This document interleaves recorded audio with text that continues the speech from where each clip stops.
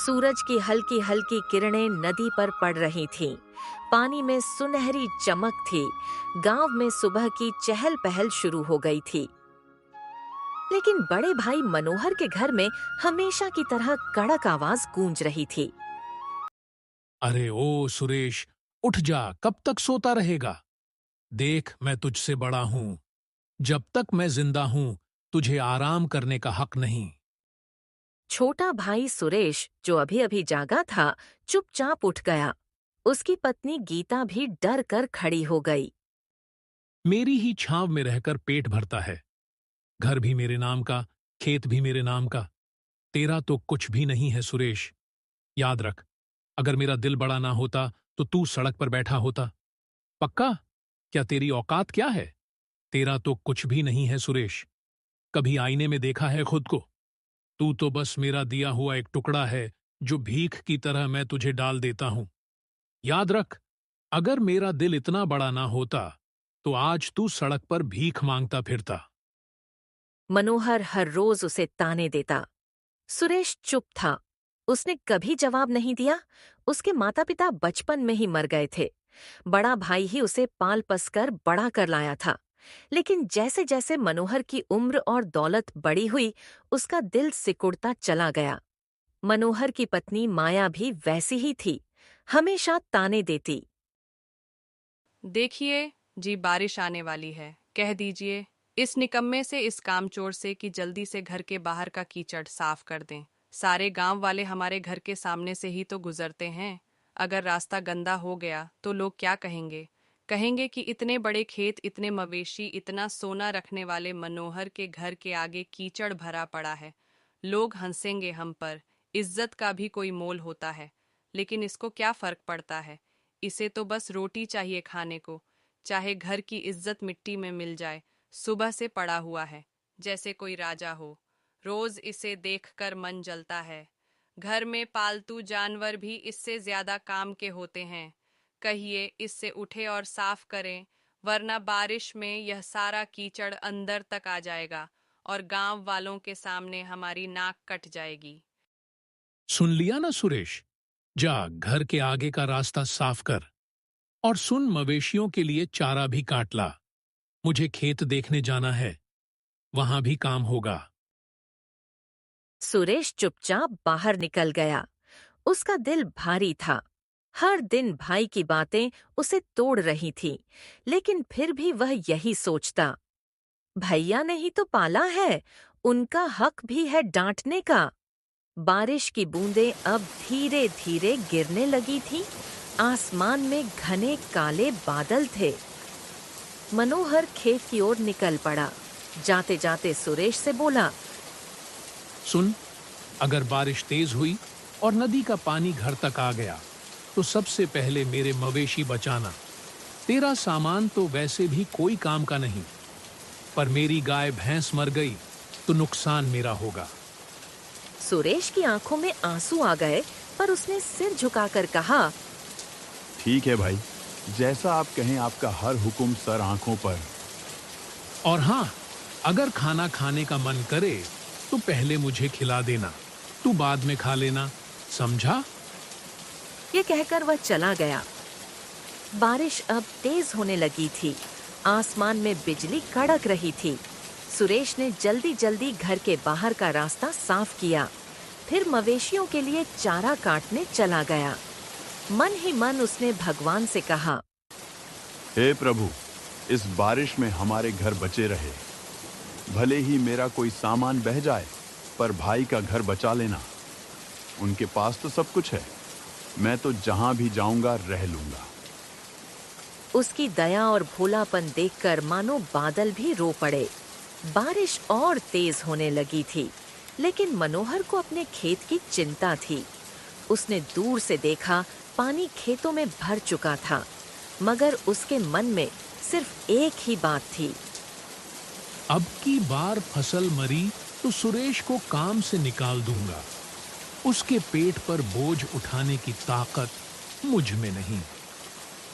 उसके मन का घमंड और लालच बारिश के पानी से भी ज्यादा गहरा था। बारिश की बूंदें अब तेज होकर मूसलधार बन चुकी थीं। गांव के लोग अपने अपने घरों को मजबूत करने में लगे थे। नदी का पानी उफन कर किनारों से बाहर आने लगा था। उसी समय मनोहर घर लौट आया। मूड और भी खराब था। खेत का आधा हिस्सा पानी में डूब चुका था।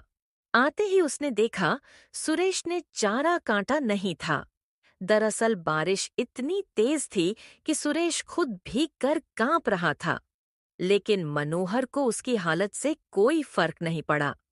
उसने गुस्से से चिल्लाकर कहा, निकम्मे, जब देखो तब भीगता रहता है। चारा नहीं काटा, अब मवेशी भूखे मर जाएंगे। तू किस काम का है आखिर?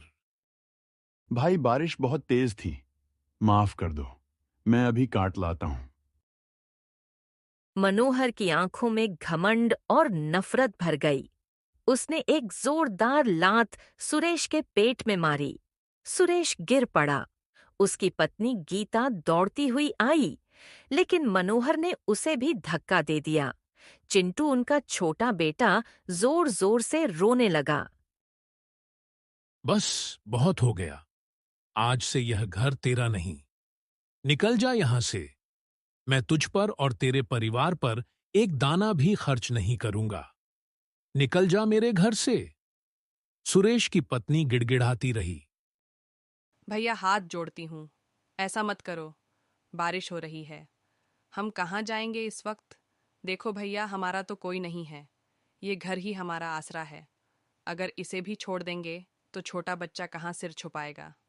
भैया, भगवान के लिए, इतनी रात में इतनी ठंडी में कहाँ जाएंगे हम? सड़क पर मर जाएंगे। भैया, आपको जो चाहे सजा दे दीजिए, काम का दोहरा बोझ दे दीजिए, लेकिन घर से मत निकालो। जहां मर्जी जाओ। नदी में डूब मरना है तो मर जाओ। मुझे कोई फर्क नहीं पड़ता। यह घर मेरा है और इसमें रहने का हक भी सिर्फ मेरा है। बारिश की बूंदें अब सुरेश के आंसुओं के साथ मिल चुकी थी। वह चुपचाप उठा। उसके गीले कपड़े उसके शरीर से चिपक रहे थे। उसने अपनी पत्नी और बेटे को साथ लिया और निकल पड़ा। उसकी पत्नी की आंखें लाल थीं, लेकिन उसने भी कुछ नहीं कहा। दोनों घर से बाहर निकल गए। बाहर ठंडी हवा चल रही थी। बारिश में उनके पैर कीचड़ में धंस रहे थे। बच्चे का शरीर ठंड से कांप रहा था। रात का अंधेरा उतर आया था। गांव के लोग खिड़कियों से देख रहे थे, पर किसी की हिम्मत नहीं हुई कुछ बोलने की। मनोहर से सब डरते थे। सुरेश धीरे धीरे नदी की ओर बढ़ गया। नदी किनारे थोड़ी सी ऊंचाई थी, जहां बरगद का बड़ा पेड़ था। वहीं पर एक पुरानी झोपड़ी थी। उसी पेड़ के नीचे उसने पत्नी से कहा, यहीं रुकते हैं गीता। देखो, यह पेड़ की जड़ें भले ही बाहर निकल आई है। ये झोपड़ी भी पुरानी और टूटी फूटी है, लेकिन हमारे लिए यह भी किसी महल से कम नहीं है। कम से कम हमारे सिर पर एक छत तो होगी। ईश्वर ने हमें हर मुश्किल से बचाया है गीता, आज भी बचाएंगे। मुझे पूरा भरोसा है, हमारे दुख के दिन जल्दी ही खत्म होंगे। हमें बस हिम्मत नहीं हारनी है। जब तक यह सांसें चल रही हैं, मैं तुझे कभी भी खुले आसमान के नीचे सोने नहीं दूंगा। सुनिए जी, हमने किसी का क्या बिगाड़ा था? हम तो हमेशा सबका भला ही चाहते थे, फिर भी भैया ने हमें क्यों निकाल दिया? उनका दिल इतना कठोर कैसे हो गया? हम तो अपने हक का भी नहीं मांग रहे थे, बस 2 रोटी और सिर छुपाने की जगह चाहिए थी। क्या यही हमारा कसूर था? भगवान ही जाने अब हमारा क्या होगा। गीता मत रो। देखो, चिंटू को ठंड लग जाएगी, उसका बदन कांप रहा है। अगर तू ऐसे टूट जाएगी ना, तो मैं भी कमजोर पड़ जाऊंगा। मैं अभी जाता हूँ गांव के बाहर, वहां पेड़ के नीचे सूखी घास पड़ी थी, वहीं ले आता हूँ। देख लेना, इसी बारिश में इसी ठंडी रात में हम अपना घर सजाएंगे। टूटी फूटी झोपड़ी होगी, दीवारों से हवा भी आएगी, लेकिन वह हमारा होगा। गीता, सिर्फ हमारा छोटा सा, लेकिन उसमें तेरा, मेरा और चिंटू का सपना होगा। मुझे यकीन है भगवान हमें देख रहे हैं। एक दिन यही बारिश हमारी खुशियों की भीगी भीगी सौगात लेकर आएगी। वह उठा और घने अंधेरे में चला गया। उसकी पत्नी अपने भीगे बेटे को सीने से लगाकर बैठ गई। आसमान से बिजली चमक रही थी, बरगद के पत्ते झड़ रहे थे। पर उसी पेड़ के नीचे एक टूटे परिवार ने नया जीवन शुरू करने की ठानी थी। बारिश की बूंदें थमती नहीं थीं। सुरेश, गीता और चिंटू नदी किनारे बरगद के पेड़ के नीचे झोपड़ी में बैठे कांप रहे। चिंटू भूख से रोने लगा। उसकी रोती आवाज सुनकर गीता भी रो पड़ी। सुरेश गांव के बाहर बने कचरे के ढेर तक गया। वहां लोगों द्वारा फेंकी गई सड़ी गली, सब्जियां और पत्तियां पड़ी थी। सुरेश ने कांपते हाथों से उनमें से 2 आलू निकाले। एक आधा सड़ा हुआ था, दूसरा भी गला था, लेकिन उसके लिए यही अमृत था। उसने 2 और छोटे छोटे बैंगन उठाए, फिर वापस झोपड़ी की ओर लौट पड़ा। रास्ते में ठंडी हवा उसके भीगे शरीर में छुभ रही थी। बिजली चमक रही थी और अचानक बादल फटने जैसे गरजने लगे। तेज हवाएं चली, बारिश की बूंदें मानो पत्थर बन गई। सुरेश किसी तरह झोपड़ी तक पहुंचा। गीता ने दरवाजे की जगह खड़ी होकर उसे अंदर खींचा। वह कांप रहा था। उसके हाथ से आलू और बैंगन गिर पड़े। गीता ने जल्दी से उन्हें उठाया और रोती हुई बोली, अरे तुम भीग क्यों गए सुरेश? देखो तो सही, बारिश कितनी तेज हो रही है। तुम्हारा सारा बदन कांप रहा है, कपड़े भीगी चादर जैसे चिपक गए हैं। तुम ऐसे बाहर क्यों निकल गए थे? अगर तुम्हें कुछ हो गया तो हम कैसे झेंगे? मुझे बहुत डर लग रहा है।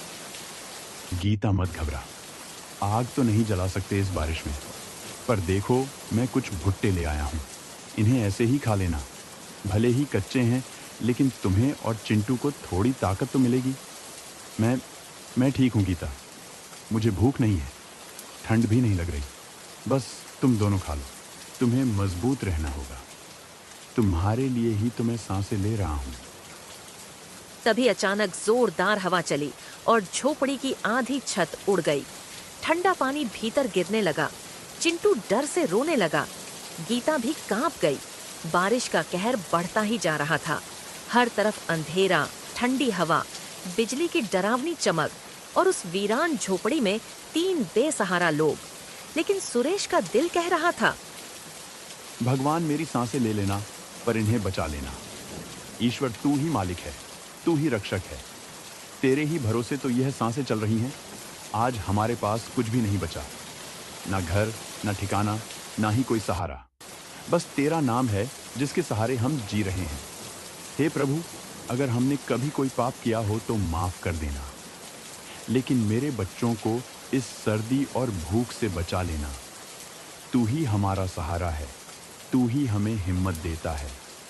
जब जब दुनिया ने मुंह मोड़ा है, तभी तेरा हाथ हमारे सिर पर महसूस हुआ है। इस बार भी हमें अकेला मत छोड़ना। उस रात उसने ठंड से कांपते हुए अपनी भीगी पत्नी और बेटे को सीने से लगाए आंखें बंद कर ली। बारिश की बूंदें जैसे उसके चेहरे पर पड़ते हुए कह रही थीं, संघर्ष तो अभी शुरू हुआ है। बारिश लगातार 3 दिनों से हो रही थी। नदी का पानी किनारे तोड़कर बहने लगा था। झोपड़ी की दीवारें गीली होकर गल रही थीं। छप्पर टपक रहा था। अंदर चिंटू ठंड और भूख से कांप रहा था। गीता का भी बुरा हाल था। उसकी आंखों के नीचे काले गड्ढे पड़ गए थे। 3 दिनों से उनके पेट में भरपेट खाना नहीं गया था। उस रात तेज हवा और बारिश की आवाज से झोपड़ी कांप रही थी। गीता ने कांपती आवाज में कहा, सुनिए जी, अब क्या होगा देखिए ना। ये झोपड़ी भी कब गिर जाए, कुछ भरोसा नहीं। हर तरफ से पानी टपक रहा है। अगर ये गिर गई तो हम कहाँ जाएंगे? चिंटू को देखिए, उसे तेज बुखार है, उसकी सांस भी भारी हो रही है। उसके लिए तो दूध तक नहीं है। हमारे पास हम आखिर कब तक यूं ही जिंदा लाशों की तरह जीते रहेंगे? गीता, मैं भैया के पास जाऊंगा, जो भी हो। बच्चे की जान तो बचानी ही है। मैं उनसे थोड़ा सा दूध ही तो मांगूंगा। अगर उनका दिल पिघल जाए तो शायद चिंटू बच जाए। भले ही मुझे कुछ भी सुनना पड़े, पर मैं जाऊंगा। सच कहूँ तो अगर आपके भाई ने आपको आपके हिस्से की ज़मीन दी होती तो आज हमारे पास भी एक मजबूत घर होता। लेकिन उन्हें तो बस यही लगा कि आपको पाल पोसा है तो आपके माँ बाप के हिस्से की ज़मीन पर भी उनका हक है। उन्होंने तो कभी यह ज़रूरी ही नहीं समझा कि वह ज़मीन आपकी भी थी और आपने भी तो कभी अपना हिस्सा नहीं मांगा। क्यों? क्या हमारी जिंदगी की कोई कीमत नहीं? गीता, भैया ने मुझे पाल पोस कर बड़ा किया है। मेरे माता पिता के मरने के बाद उन्होंने ही तो मुझे सहारा दिया। अगर इस एहसान के बदले उन्होंने मेरी जमीन ले ली तो क्या हुआ? मैं भाई से कभी अपना हिस्सा नहीं लेना चाहता। जो दिया ईश्वर ने दिया, जो नहीं दिया वह भी उनकी मर्जी। अगर मेरे नसीब में होगा तो ईश्वर खुद देंगे। लेकिन मैं अपने भाई से कुछ मांगकर उनका सिर झुकाना नहीं चाहता। पर आज बच्चे की जान बचाने के लिए मुझे उनकी मदद लेने जाना ही होगा। सुरेश के दिल में भी यही उम्मीद थी। वो रात में ही अपना निकल पड़ा। रास्ते में घुटनों तक पानी था।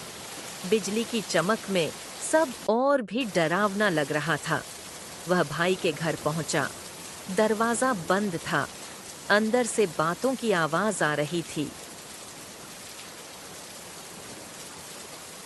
अब यह कौन आ गया इस तूफानी बारिश में? दिन भर की मेहनत के बाद चैन से बैठा भी नहीं जाता। हर वक्त कोई ना कोई मुसीबत दरवाजे पर आ खड़ी होती है। कौन होगा इतनी रात को? और अगर भीग भी रहा है तो मुझे क्या? सबको मेरी ही चौखट दिखती है क्या? जाओ जहां जाना है, मुझे कोई मतलब नहीं। जाके मरे बाहर। मनोहर उठा, दरवाजा खोला। सामने सुरेश को देखकर उसका चेहरा तमतमा गया। उसने तिरस्कार भरी नजरों से पूछा, क्यों आया है यहाँ? क्या चाहिए तुझे इस वक्त? दिन हो या रात, हर वक्त भीख मांगने चला आता है। जैसे हमारी ही छाती पर मूंग दलनी है तुझे। बोल क्यों आया है? भैया, चिंटू को तेज बुखार है। 3 दिन से बारिश में भीगा पड़ा है। उसका पूरा बदन ठंडा पड़ रहा है। उसके पास ओढ़ने को कुछ नहीं है, खाना भी नहीं है। झोपड़ी कभी भी गिर सकती है। भैया, कुछ अनाज दे दो, कोई पुरानी चादर ही दे दो। बच्चा है भैया, उसकी जान बचानी है। हम कहीं और नहीं जाएंगे। बस उसकी सांसें चलती रहे, इतनी सी दया कर दो। सुनो जी, देखिए तो ये फिर आ गया भीख मांगने। निकम्मा, कहीं का काम धंधा तो है नहीं, बस दूसरों के दरवाजे पर हाथ फैलाना आता है। हमारे पास भी खाने को कुछ नहीं है, समझे? और सुन, भगवान के नाम पर मत आना बार बार। जो अपनी बीवी बच्चों का पेट नहीं पाल सकता, उसे तो मर ही जाना चाहिए। चल निकल यहाँ से, हमारा सिर मत खा।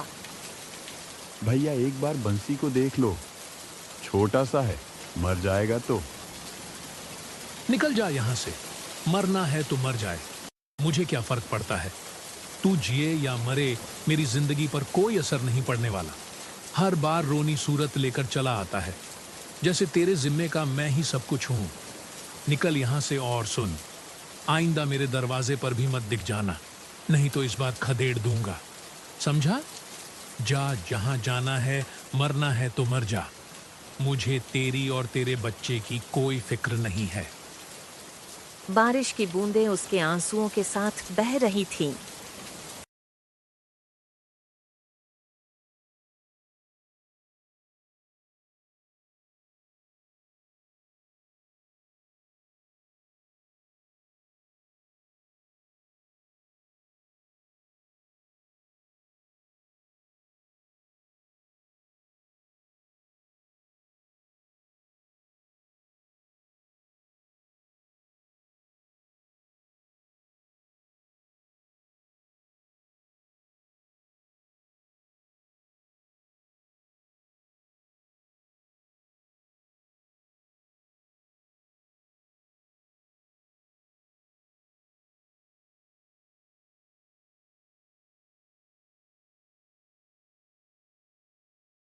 वह उलटे पांव लौट पड़ा। गांव के कुछ लोग अपनी अपनी खिड़कियों से देख रहे थे। सुरेश ने एक घर के आगे जाकर मदद मांगी। घर के मालिक ने तिरस्कार से कहा, जब तेरा अपना भाई ही तुझ पर दया नहीं कर रहा तो हम क्यों करें? निकल यहां से। आखिरकार वह टूटे दिल से भीगे कपड़ों और खाली हाथों के साथ फिर उसी नदी किनारे की झोपड़ी में लौट आया। गीता ने उसके चेहरे की हालत देख ली। उसने कुछ नहीं पूछा। दोनों की आंखों से आंसू चुपचाप बहते रहे। बाहर बारिश और तेज हो गई थी। बिजली की कड़क सुनाई दे रही थी। दूर आसमान में बादल गरज रहे थे। ऐसा लग रहा था जैसे आसमान भी रो रहा हो, इंसान की बेदिली और लालच पर। बच्चे के लिए खाने का इंतजाम करने वो फिर से निकला। रात अंधेरी थी। रास्ते में गांव के बाहर पीपल के पेड़ के नीचे उसने एक बूढ़ी को देखा। उसके शरीर पर एक फटी पुरानी धोती थी। उसके बाल भीगे हुए थे। उसके होंठ कांप रहे थे और आंखों में बेबसी थी। वह पूरी तरह भीग चुकी थी।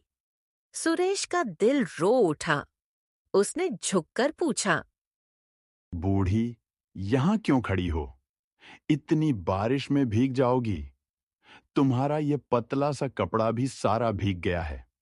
चलो कहीं छांव में बैठ जाओ, ठंड लग जाएगी। बूढ़ी, कुछ तो बोलो। इतनी रात को यहाँ अकेली क्यों खड़ी हो?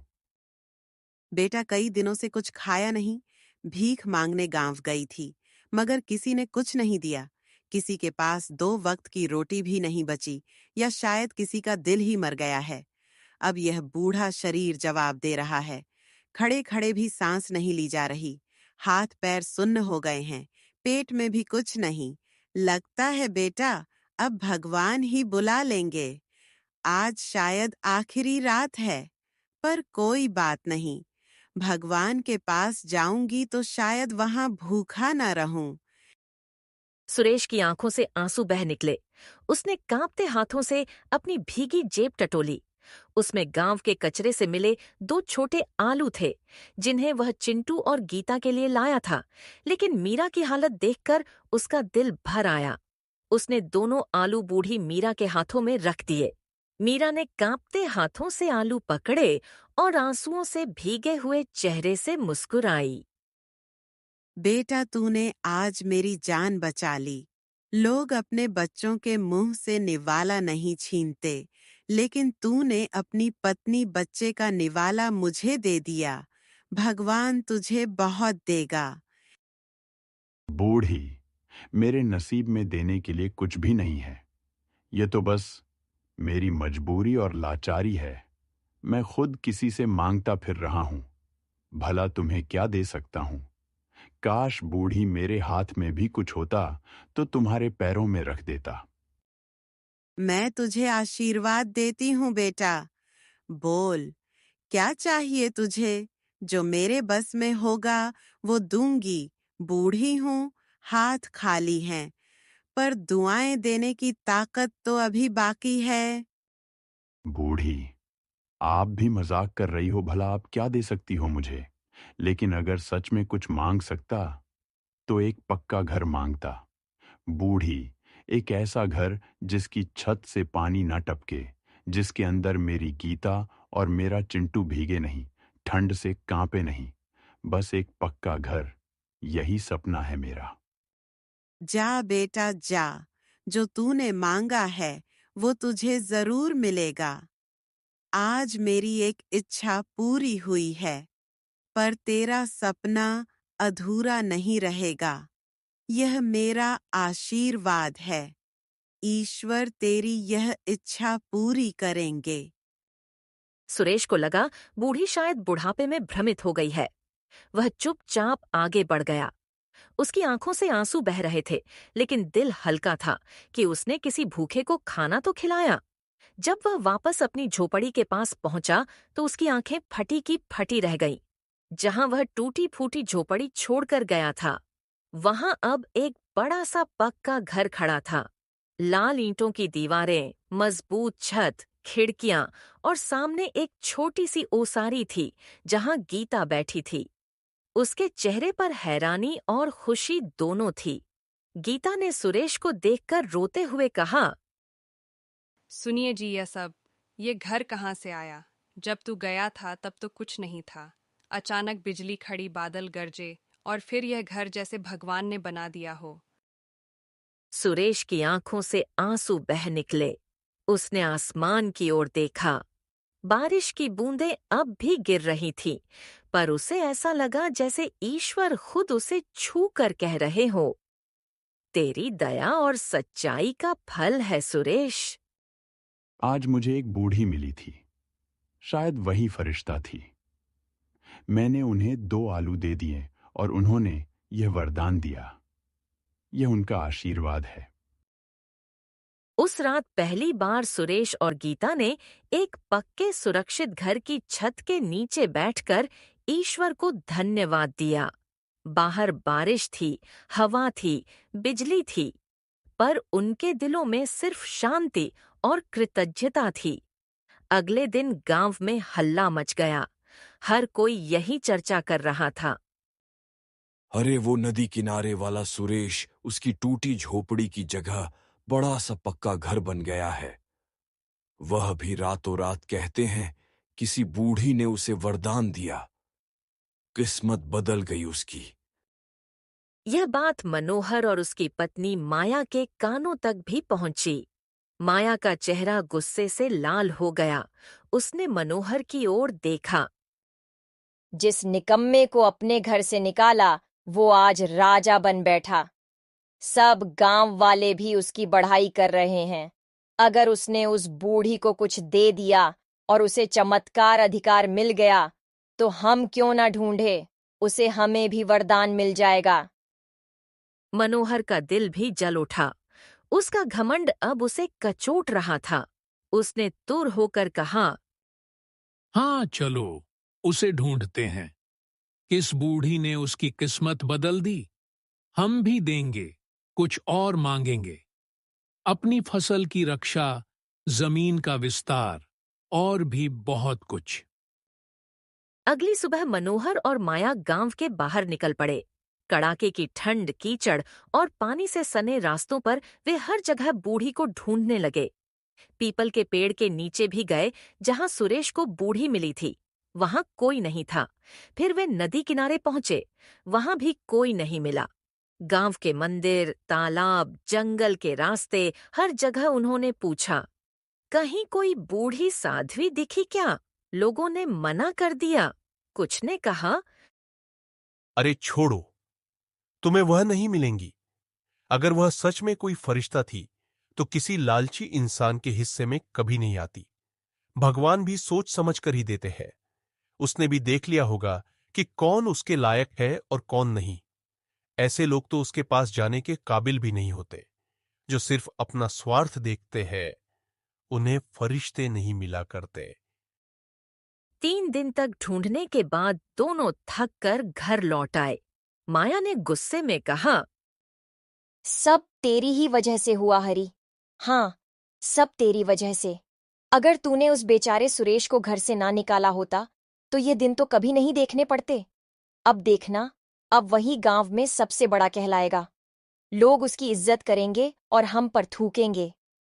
लोग कहेंगे कि मनोहर ने अपने ही भाई को घर से निकाल दिया था और देखो ईश्वर ने कैसे पलट दिया उसका नसीब।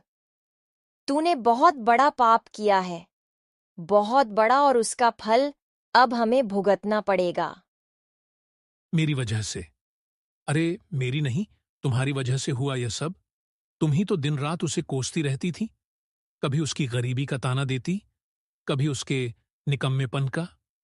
तुम्हारे ही कहने पर तो मैंने उसे घर से निकाला था। अब क्यों मेरे सिर मढ़ रही हो सब कुछ? सच तो यह है कि तुमने ही मेरा दिल जला दिया था उसके खिलाफ। अब भोगा तो तुम भी और मैं भी। मनोहर और माया का चेहरा उतर गया। उन्हें लग रहा था जैसे उसके हाथों से सब कुछ फिसल रहा हो। उनका घमंड और लालच उन्हें भीतर ही भीतर जला रहे थे। उधर सुरेश, गीता और चिंटू तीनों अपने नए घर में बहुत खुश थे।